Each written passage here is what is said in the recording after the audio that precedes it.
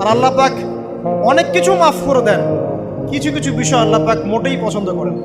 তার মধ্যে একটা হচ্ছে অহংকার, তার মধ্যে একটা হচ্ছে শিরক, তার মধ্যে একটা হচ্ছে অন্যের হক নষ্ট করা, তার মধ্যে একটা হচ্ছে আদম সন্তানকে হত্যা করা, তার মধ্যে একটা হচ্ছে বৃদ্ধ বয়সে ব্যভিচার করা, তার মধ্যে একটা হচ্ছে মুরতাদ হয়ে যাওয়া। ওই যে খ্রিস্টান হয়ে যাচ্ছেন না, খালি মরেন তারপর বুঝবেন, খালি মালাকুল মউত আসুক তারপর বুঝবেন।